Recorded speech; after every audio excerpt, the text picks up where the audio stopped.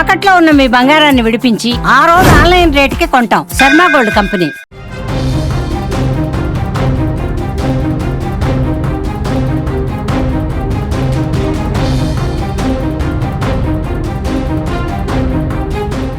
Nizamabad one town police స్టేషన్లో ఓ నిందితుడు చనిపోవడం తీవ్ర కలకలం రేపుతోంది. పోలీసుల వేధింపులతోనే చనిపోయాడని బంధువులు ఆందోళన చేపట్టడం ఉద్రిక్త పరిస్థితులు నెలకొన్నాయి. జగిత్యాల జిల్లాకు చెందిన సంపత్ అనే వ్యక్తి 10 రోజుల క్రితం పోలీసులు అరెస్ట్ చేశారు. సంపత్ని శ్రీరామ ఇంటర్నేషనల్ మ్యాన్ పవర్ కన్సల్టెన్సీలో పనిచేస్తున్న సంపత్ ద్వారా గల్ఫ్ దేశాలకు వెళ్లి మోసపోయామని ఇద్దరు ఫిర్యాదు చేయడంతో సంపత్తో పాటు మరో ఏజెంట్ను కూడా 10 రోజుల క్రితం పోలీసులు అదుపులోకి తీసుకున్నారు. వారిపైన కేసు నమోదు చేశారు.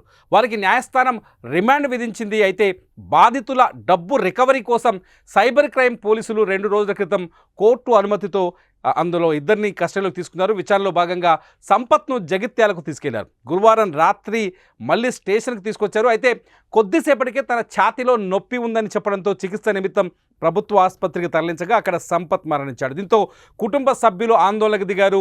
పోలీసుల టార్చర్ కారణంగానే సంపత్ చనిపోయాడని ఆరోపిస్తూ ఆసుపత్రి బయట ఆందోళనకు దిగడంతో ఉద్రిక్త పరిస్థితులు నెలకొన్నాయి. సంపత్ మృతిపై అటు నిజామాబాద్ ఏసీపీ రాజా వెంకటరెడ్డి స్పందించారు. సంపత్ ఆసుపత్రిలోనే కుప్పకూలి చనిపోయాడని వైద్యులు కూడా చూశారని తెలిపారు. అతని మృతిపై విచారణ జరుగుతున్నట్టు చెబుతున్నారు. ఇంతకీ సంపత్ మృతికి గల అసలు కారణాలేంటి? నిజంగానే పోలీసుల చిత్రహింసలతోనే సంపత్ చనిపోయాడా? వాళ్ళ కుటుంబ సభ్యులు చేస్తున్న ఆరోపణలేంటి? పోలీసులు ఇస్తున్న వివరణ ఏంటి? అంశంపై మనతో మాట్లాడడానికి మా నిజామాబాద్ ప్రతినిధి శ్రీనివాస్ లైవ్లో ఉన్నారు.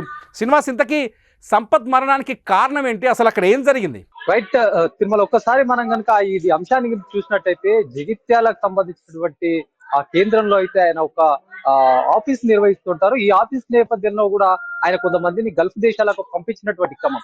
ఈ నేపథ్యంలో కొంతమంది గతంలో అక్కడికి వెళ్ళొచ్చిన వాళ్ళు అక్కడ జరిగింది వాళ్ళకి ఇబ్బందులు జరిగాయని చెప్పి ఆయన పైన కేసు అంటే కంప్లైంట్ చేసిన నేపథ్యం. ఈ కంప్లైంట్ ఆధారంగా పోలీసులు అయితే కేసు నమోదు చేసుకొని సంబంధించినటువంటి సంపత్ ఆయనతో పాటు ఇంకొకరిని కూడా అదుపులోకి తీసుకొని రిమాండ్ కి తరలించారు మొదటగా.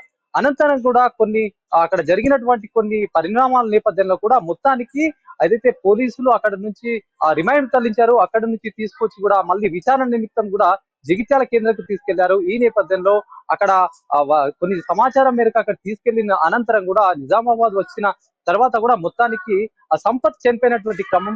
ఈ నేపథ్యంలో కుటుంబ సభ్యులైతే మొత్తానికి పోలీస్ కస్టడీలో ఉన్నటువంటి వ్యక్తి వాళ్ళు చిత్రహింసలు పెట్టారు కాబట్టి చనిపోయారని చెప్పి కూడా వాళ్ళు ఆవేదన వ్యక్తం చేస్తున్నారు. ఆ రోజు రోధిస్తున్నటువంటి క్రమం నిజామాబాద్ ప్రభుత్వ ఆసుపత్రి దగ్గర అంటే పెద్ద ఎత్తున వాళ్ళ ఆందోళన చేపట్టారు. మరి మొత్తానికి పోలీసు కస్టడీలో జరిగినటువంటి ఈ క్రమం పైన అయితే బంధువులకు సంబంధించి వాళ్ళ కుటుంబ సభ్యులకు సంబంధించి కూడా పోలీసులే ఇదంతా చేశారు. ఇంతకు ముందు కూడా తమ ఆరోగ్యం ఎలాంటి ఇబ్బందులు లేకుండా కూడా ఆరోగ్యం చాలా బాగుండేది. వాళ్ళు ఏదైతే అక్కడ జగిత్యాలకు వచ్చిన సిచ్యువేషన్ లో కూడా ఏదైతే సంపత్ వాళ్ళ పేరెంట్స్ తో మాట్లాడాడట, తల్లికి మాట్లాడాడట, అక్కడ ఉన్నటువంటి వాళ్ళ బ్రదర్ కి మాట్లాడితే కూడా పోలీసులు తమని వేధిస్తున్నారు, చిత్రహింసలు పెట్టారని చెప్పి వాళ్ళ వర్షంలో చెప్తున్నటువంటి క్రమం. మనతో ప్రస్తుతం నిజామాబాద్ సంబంధించినటువంటి ఏసీపీ రాజా వెంకటరెడ్డి ఉన్నారు. మాట్లాడదాం, ఆయన వర్షంలో ఏం చెప్తారు, ఏం జరిగింది అనే అంశానికి మాట్లాడే ప్రయత్నం చేద్దాం. సార్ నమస్తే. సార్, మొత్తానికి సంపత్ సంబంధించినటువంటి ఏదైతే ఈ చనిపోయిన ఘటన అయితే తీవ్రంగా వాళ్ళ కుటుంబ సభ్యులైతే కేవలం పోలీసుల టార్చర్తో చనిపోయారని చెప్పేసి వాళ్ళు చెప్తున్నటువంటి సిచ్యువేషన్. సార్ అసలు ఏం జరిగింది, మీరు ఏం చెప్తారు? జరిగింది ఏంటంటే ఏదైతే సంపత్ అనే ఉన్నారు, ఇది 3వ తారీఖు రోజు cyber crime police station Nizamabad వాళ్ళు ఒక హ్యూమన్ ట్రాఫికింగ్ అంటే ఇక్కడ నుంచి జనాలని బయట దేశాలకు నుంచి సైబర్ నేరాలకు పాల్పడుతున్నారు, వీళ్ళంతా కూడా హ్యూమన్ ట్రాఫికింగ్ చేస్తున్న నేరం మీద 4వ తారీఖు రోజు రిమాండ్ చేయడం జరిగింది. దానిలో భాగంగా కొంత ఇన్వెస్టిగేషన్ అనేది పెండింగ్ ఉంది. ఎందుకంటే ఎంతమంది విక్టిమ్స్ ఉన్నారు, ఎట్లా మనీ ట్రాన్స్ఫర్ అయింది, ఎట్లా వీళ్ళు ప్రొక్యూర్ చేశారు, ఎలా టచ్ ఉన్నది అన్న దాని మీద 2 days కస్టడీ పోలీస్ వారిని మెజిస్ట్రేట్ ని రిపోర్ట్ చేసినప్పుడు magistrate 12th and 13th 2 days custody ఇవ్వడం జరిగింది. కస్టడీ తీసుకునే ముందు ప్రతి ఒక్క వ్యక్తిని కూడా మనం డాక్టర్ దగ్గర ప్రొడ్యూస్ చేస్తాం.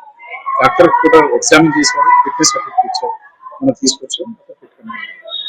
12th రోజు ఇన్వెస్టిగేషన్ లోకల్ ఇన్వెస్టిగేషన్ కంప్లీట్ అయింది. 13th రోజు జగిత్యాలకు వెళ్ళారు, అతని దగ్గర పంచులు వెళ్ళారు, మిగతా వెళ్ళారు, అక్కడ కూడా పంచనామా చేయడం, అక్కడ మిగతా ఎవిడెన్స్ కలెక్ట్ చేయడం అన్ని కూడా అందరి సమస్యలు జరిగింది.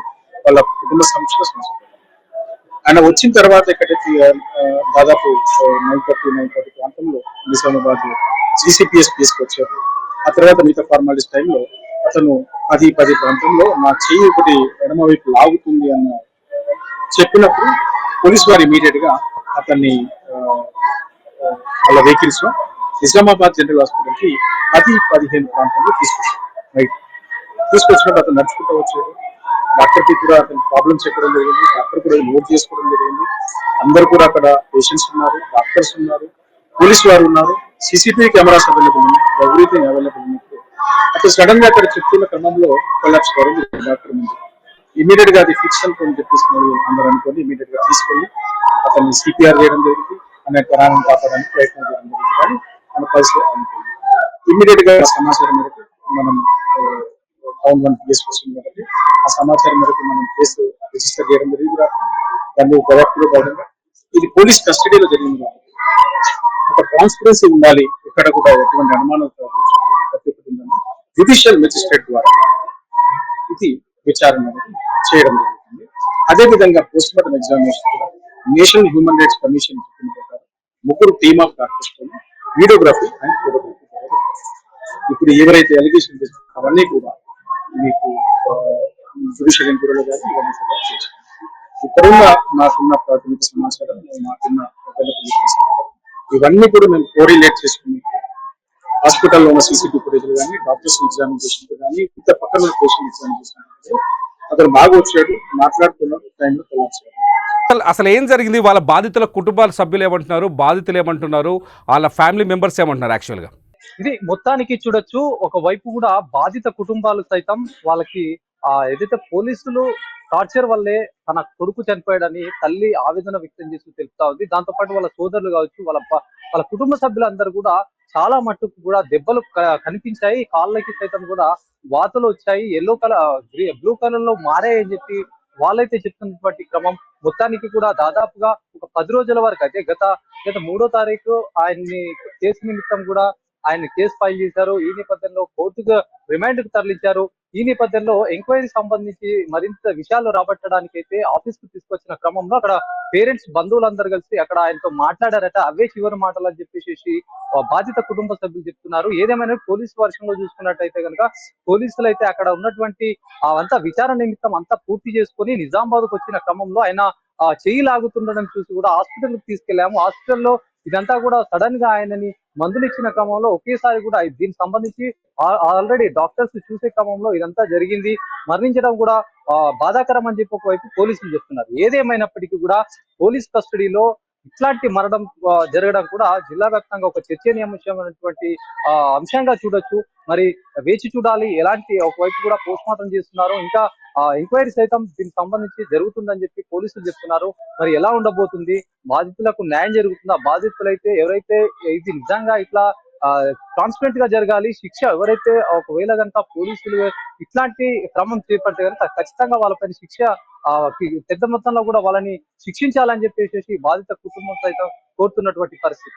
ఇది మొత్తానికి నిజామాబాద్ డెత్ కాదా అనేది ఇప్పుడు అతిపెద్ద మిస్టరీగా మారింది. పోలీసులు అయితే ఈ అంశం పైన ఎవరైతే చనిపోయారో సంపత్ మృతి పైన సమగ్ర విచారణకు ఆదేశించారు. జ్యుడిషియల్తో పాటు హ్యూమన్ రైట్స్ నుంచి కూడా ప్రతినిధిని ఏర్పాటు చేసి 3 మెంబర్ కమిటీని ఏర్పాటు చేసి ఈ డెత్ పైన ఒక రిపోర్టును తయారు చేయించే ప్రయత్నం చేశారు. కుటుంబ సభ్యులు మాత్రం పోలీసుల అదుపులోనే సంపత్ ప్రాణాలు కోల్పోయాడు, 31 ఏళ్ల వయసులో ఆయనకు గుండెపోటు రావడం ఏంటి, పోలీసులు అతన్ని కఠినంగా హింసించడం వల్ల చనిపోయాడని చెప్తున్నారు. మొత్తానికి పోలీసులు మాత్రం ఇది ఎటువంటి పోలీసుల హింసకు సంబంధించిన సబ్జెక్ట్ కాదు, అతనికి అనారోగ్యం ఉండడంతో ఆసుపత్రికి తీసుకెళ్లాము, ఆసుపత్రిలో వైద్యుల ముందే ఆయన కుప్పగూలని చెప్తారు. ఇంతకీ మీరేమనుకుంటున్నారు? నిజామాబాద్లో జరిగే దుర్ఘటన పైన ఈ వీడియో కింద కామెంట్ చేయండి.